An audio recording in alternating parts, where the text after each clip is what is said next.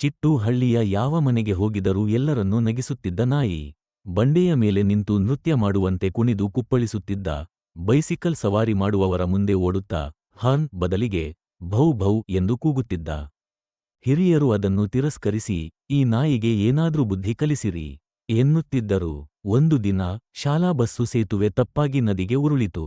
ಎಲ್ಲೆಲ್ಲೋ ಓಡಿದರೂ ಯಾರಿಗೂ ಗೊತ್ತಾಗದ ಪರಿಸ್ಥಿತಿಯಲ್ಲಿ ಚಿಟ್ಟು ಹಾವು ಕಾಟದಂತೆ ಓಡುತ್ತಾ ಹಳ್ಳಿಯೊಳಗೆ ಶಬ್ದ ಮಾಡಿ ಜನರ ಗಮನ ಸೆಳೆಯಿತು.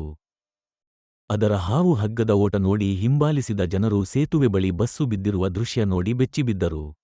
ಪೊಲೀಸರು ಬರುವವರೆಗೆ ಚಿಟ್ಟು ತನ್ನ ಪುಟ್ಟ ದೇಹದಿಂದ ಮಕ್ಕಳಿಗೆ ಸಹಾಯ ಮಾಡಿ 4 ಪೈಕಿ 3 ಬಾಯಿಯಿಂದ ಹಿಡಿದು ಎಳೆದಿತು. ಎಲ್ಲ ಮಕ್ಕಳು ಸುರಕ್ಷಿತವಾಗಿ ಹೊರಬಂದರು. ಜನರು ಕುಣಿದು ಕುಪ್ಪಳಿಸಿ ಚಿಟ್ಟುವಿಗೆ ಹಾಲು, ಬಿಸ್ಕತ್, ಹೂಗಳು ಕೊಟ್ಟು ಅಭಿನಂದಿಸಿದರು.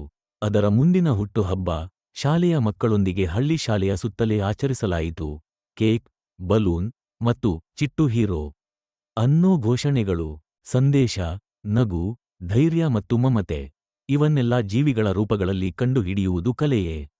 ಒಳ್ಳೆಯತನ ಯಾವ ರೂಪದಲ್ಲಾದರೂ ಬಿಂಬಿಸುತ್ತೆ.